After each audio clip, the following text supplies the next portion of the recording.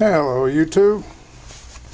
I thought we'd do a video this morning, and I'll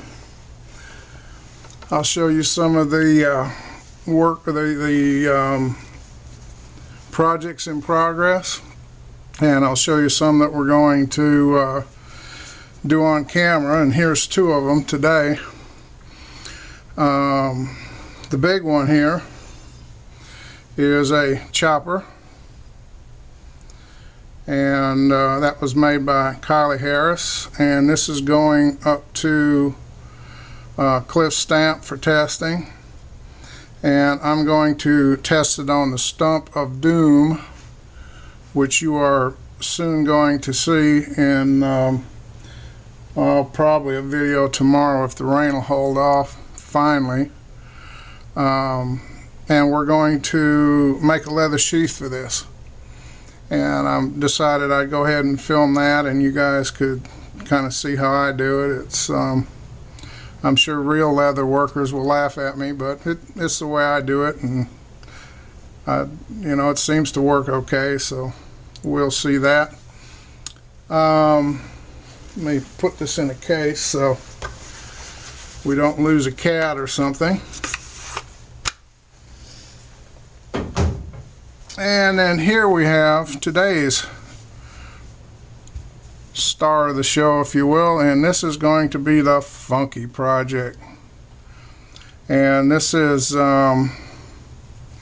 Funky Prepper's knife. It goes as part of a system with a large knife and a file that Base Fury 4 Scott made for him, and it's a pretty cool little knife, and like me, he's into shiny, so he asked me if I could shine this up, and I'm going to do that, and he wanted to see how, and I've had a lot of people ask me how I do it, so I just decided I'd do an actual video on it. I've shown a couple people in private videos, but I thought I'd just go ahead and show everyone so you could all get an idea. There's no, nothing earth-shaking. There's a few little tricks that I can show you, but it's just a lot of common sense.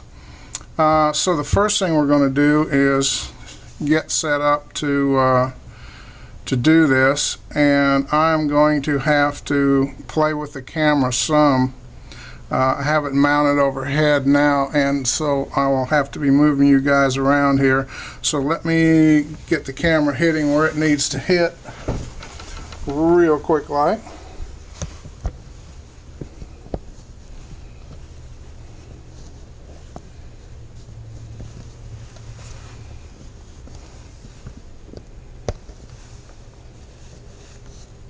Let's give this a try, guys.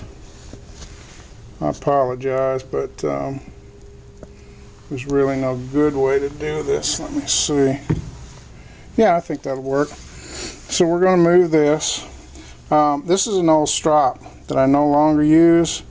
If you decide to do this my way, you can just simply take any nice flat piece of wood and put an old piece of belt leather on it with contact cement. Whatever, anything, just what you want is a little bit of give on here. You don't want it completely hard. So let me get this clamped up. I have to slide a piece of leather under here to make up for the thickness of the leather when I clamp it.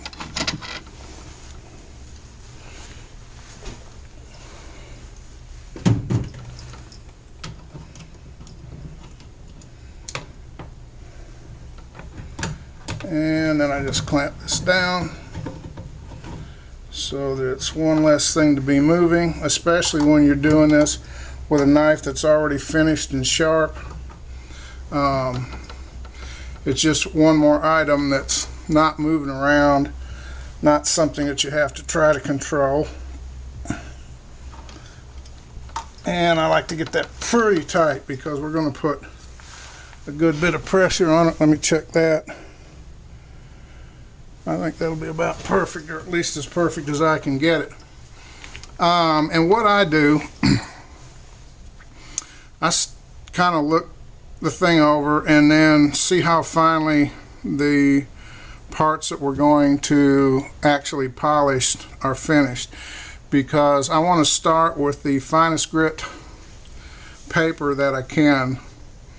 And you know, if I go with coarser paper, I'm just obviously creating extra work for myself. And I think what we're going to do here, I've looked at this. Scott has a nice, like a chip flint finish in here, and I want to polish more than just this edge, but I don't want to polish in all the dips and everything. I want to kind of preserve that, and I think I've come up with a pretty good idea.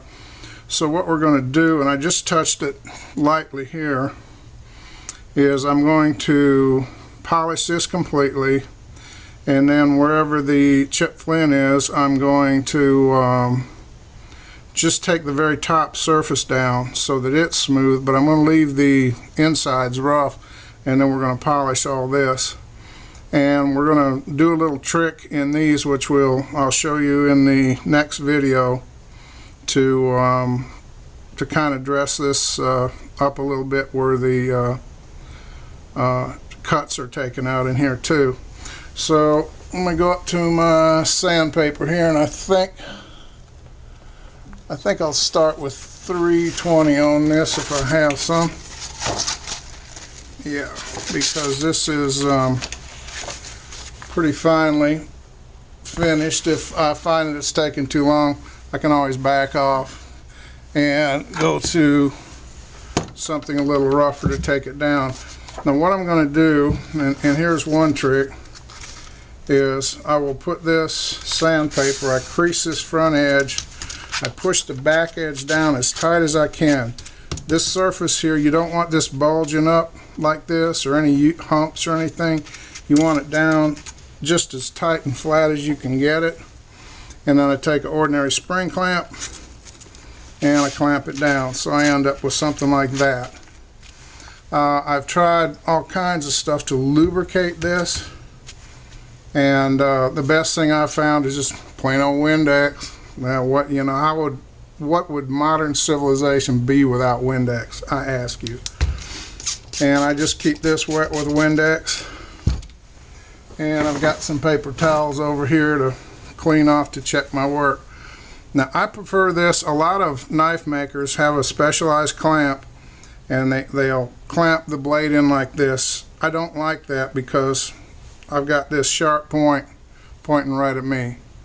Now yes, I know if I'm careful I'm not going to cut myself, but why should I do that when I can turn the point around and have it pointing towards the edge of the desk? It's not pointing towards me.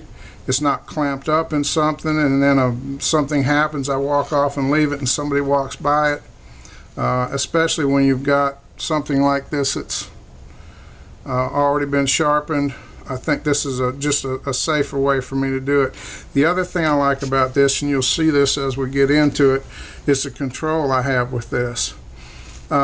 Basically what I do is I just start going back and forth like this, and we're going to do the whole edge, and we kind of roll it. This is a convex edge, so we're going to roll it and just rock it around to try and get that whole edge. And let's just get a little scratch pattern going here, and then let's clean it off. Alright, now if I look at this, I can see wherever I'm not hitting, and for instance right back here, I'm not, haven't hit on this. Doing pretty good here, haven't hit on the tip, haven't hit on this. So another nice thing about this is if you lay the knife on there, let's say we want to do the tip first, that hopefully will be the clearest. I know that it's hitting here, I can just turn it over. I know I can see right here that it's not hitting, so I'm going to turn that over. I'm going to put my finger right on that spot, because wherever you press down with your finger, that's where it's going to take off the most. And again, I'm going to rock it, but I'm keeping, you don't have to mash it in there. But I'm keeping pretty good pressure with this hand, and I just let that hand move with the knife. And I hope this isn't too jerky. This whole table moves. I really need to stabilize it. It's a very heavy old World War II desk. Now we're going to do the flats up here a little bit. And I just kind of work my way up this paper, like so. And you know, this paper is cheap, and you can save yourself a lot of time if you don't try and nurse it too long. But the nice thing is, if you use the Windex, it tends to not clog up near as bad. And it'll last, you know, fairly decent amount of time. And the edges, like right here and right here, they seem to cut faster because obviously you're putting a lot of pressure all in one spot, so you can really hog that metal off. And you can see how much this is moving, the paper, even with it clamped down. But you know, I could put a clamp on the other end. It just gets in the way too much. So let's see how far we've got in here and what it looks like. So we're beginning to develop a nice pattern here. Just the tops of the flats are beginning to get sanded. That's exactly what we want.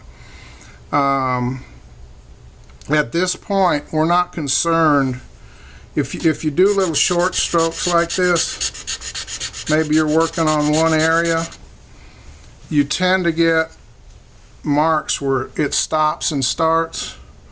We're not worried about that at this point. All we want to do is get an even finish. We want to get all the vertical grind lines out of it and just get us a good finish going. When we get all of that done, then we're going to start taking nice long full strokes like this, and we'll even all that out. But right now it's just not a concern. If we concern ourselves with that, it's just going to slow us down actually at this point. So I will do this with this 320 grit paper as long as I think it needs to. Basically, I want to get, there's some little marks up here I want to get out. Back here, now this is a good place to use this edge. I tip it up so that I've got it on here, and I roll it till I'm sure that I'm getting that whole area. And another thing you can do is, I'll exaggerate, you kind of roll the knife like that. That way you'll get it right up in that corner right there. And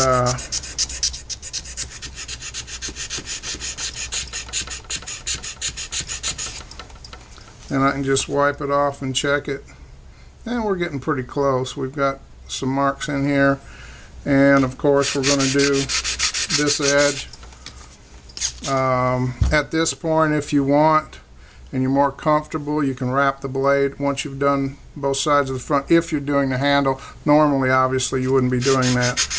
But I'm comfortable enough with it that I'll just go ahead and do it this way.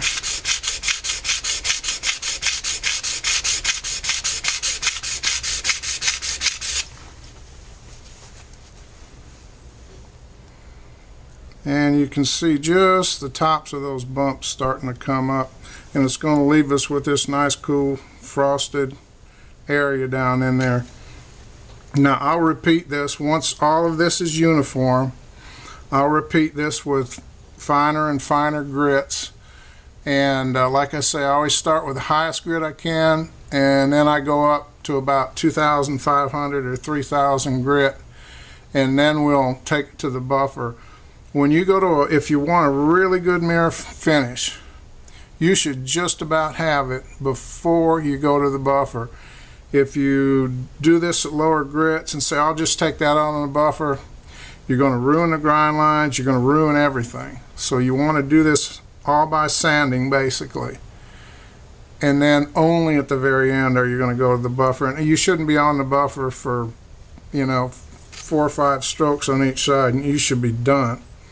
Along the top and around the bottom, We're going to use some different tools to do that, and just cheap stuff you can get any hardware store. It works extremely well. In fact, here's one of the things right here, these little sanding wheels, which I chuck up in the drill, and I'll actually show you this on the next video when we get to that part.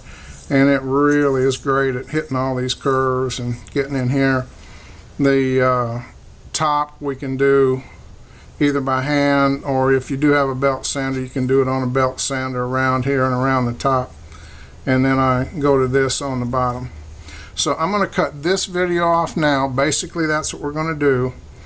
I'm going to take these through the various grits of sandpaper till I get to what I want, and then we'll pick it up on the next video and we'll address the flats here and start going on that. So you guys take it easy, and we'll see you shortly on the next video.